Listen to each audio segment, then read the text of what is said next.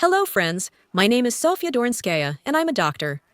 And I am answering the question, if neuroleptics are so harmful, why haven't they been banned? Neuroleptics, antidepressants, and so on. Well, I will gladly answer this question. The history of psychiatry, unfortunately, is a very unsuccessful story. Psychiatric clinics appeared about 200 to 250 years ago, and these were simply places where mad people were gathered. So they wouldn't get in the way on the streets, so they wouldn't be an eyesore, so they wouldn't irritate others. They were simply gathered there. Continuation. No one knew what caused people to be in such a condition.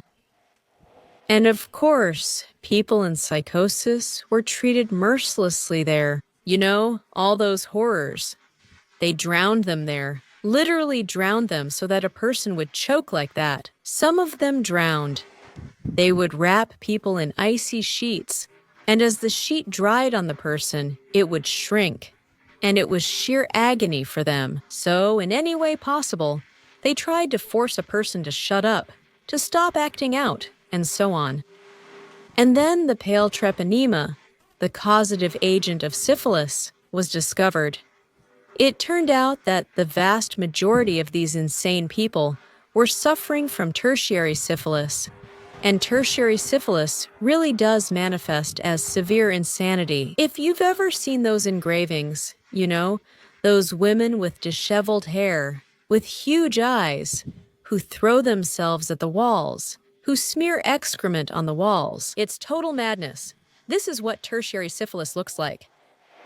Amazingly, when this disease was discovered, it was identified, and it was determined that this psychosis is a consequence of real physical suffering. Amazingly, these people immediately gained the status of simply being ill.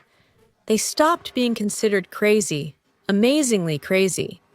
But madness exists. There are many reasons for madness.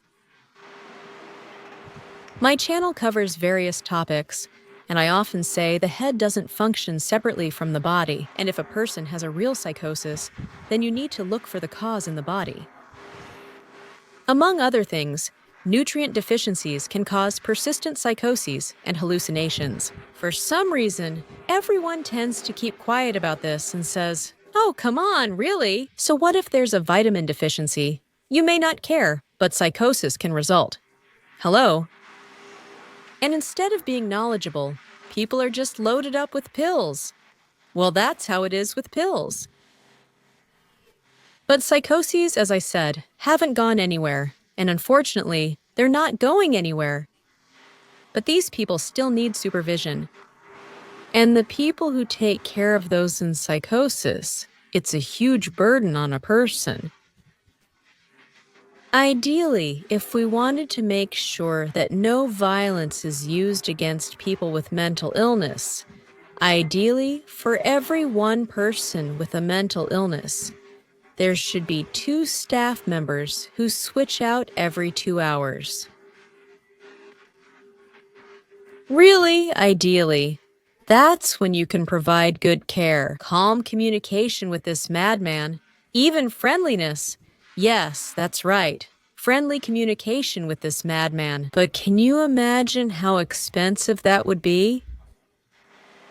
Staff rotation every 2 hours, because it's really hard to endure more than 2 hours there. And you also need 2 sane people for every one crazy person. Well, whoever can pay for this, the government won't pay for it. The government has always looked out for itself. Some way to save money on this. And suddenly, in the middle of the 20th century, a substance was accidentally discovered. This substance was created as a remedy for fleas in pigs, an insecticide. So they created this substance and called it terrazin, and they smeared it on pigs so they wouldn't have fleas. And suddenly, they noticed that these pigs were behaving sluggishly. These pigs acted as if they had been given electroshock. At that time, Slaughterhouses used electroshock to calm the animal, putting it into a daze before turning it into meat. And this was noticed. By the way, that's where the practice of electroshock on people started. And it was noticed that this substance, Terrazin, has this effect.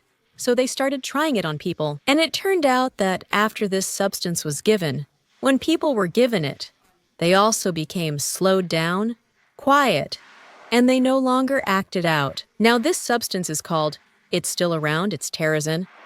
Now there's its analog, aminazin. It's the same substance. Well, and then, here, since the mid-1950s, the so-called era of neuroleptics began. Neuroleptics. They have another name, chemical lobotomy.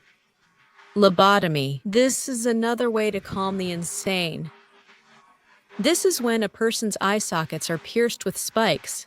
They cut, well, various things. They sever nerve connections, and the person becomes like a vegetable. Also, it doesn't cause anyone any inconvenience. He also becomes mentally disabled. He loses everyday skills, work skills, and he can't work anymore. Well, he just sits there like a potted plant, not bothering anyone. And suddenly, it turned out that this substance, Terrazin, is very cheap to produce. There's nothing complicated about making it. Subtitles. And how much can you save on staff? Now, instead of a crowd of 100 people, you can have just 1, 2, or 3 orderlies. Everyone is busy with work. What else can they do but lie in bed and watch? Can you imagine how much you save? And that's it. And that's why I don't think they'll ever stop using neuroleptics. I don't think so, because it's very cheap. Continuation, and only doctors who understand what taking neuroleptics means for a particular person, that psychosis needs to be addressed, that something needs to be done, everything, continuation, so that the person doesn't start taking these neuroleptics, especially a child. Especially a child, you understand? Because this is a very severe toxic effect that destroys the nervous system. But it's quite cheap. Again, in my opinion, basically all pharmaceutical companies, well, I mean the big ones, yes. Everyone on the planet makes neuroleptics because it's highly profitable. So, to expand the market, they have now started putting neuroleptics even for people who are not in psychosis. In agreement with the ministries of health of the countries, I don't think it's just for their pretty eyes. Now, as for Russia, if in the Soviet Union they understood the destructive effects of neuroleptics, and as I already mentioned in previous videos, when the country needed able-bodied people, and on neuroleptics, you can't study or work effectively, forget about it. It's like drinking a bottle of vodka and then going to listen to a lecture. What's the point? Or, I don't know, going and designing some airplane project or writing some kind of program. Well, that's impossible. That's it. So, in the Soviet Union, when able-bodied people were needed, neuroleptics and antidepressants were simply banned from being sold freely. There were special red prescriptions, and no general practitioner, no therapist could prescribe them. They didn't have the right to do so. Only psychiatrists had the right to prescribe these substances. And also, if there was a real need in a regular clinic, and there was no psychiatrist or something like that, then a panel of 3 doctors, including the head doctor, had to decide whether to prescribe an antidepressant or antipsychotic of the department. Everyone had to sign there. Can you imagine? And now people pop them like candy. Because it's distribution. Because it's pharmaceutical distribution. And now we are in a situation where only the person themselves should, well, excuse me, understand what they're doing. They should understand what the horror of taking antidepressants and neuroleptics is. Subtitles. I wouldn't be surprised if all these new ideas about not eating, that you shouldn't eat meat, that veganism is the right thing, are all correct. I wouldn't be surprised if all these perverted ideas about nutrition, they are specifically aimed at making people feel bad, lose energy, and feel depressed. That's normal, as they say. And this was already presented as some kind of illness, so they could sell people those psychiatric pills. I wouldn't be surprised at all, because pharmaceutical companies need to sell them. On our website, Darinskaya, I changed it. Literally yesterday I changed it. The main page. And here, when you enter, the purple button is interesting. You can check it out. And there is an article there called Black Label. The United States Food and Drug Administration puts black labels on antidepressants. Read it, it's posted there in a table. Read about where, how, and what. It's a very big page, so take a look. So people do what they can. They try to cope with it. Well, so do we, actually. My whole channel, all my stories, they're dedicated to the idea that, I'll say it again, your head doesn't walk separately from your body. And if it's depression, what do you think? It's really that persistent, then most likely, in 99.9% of cases.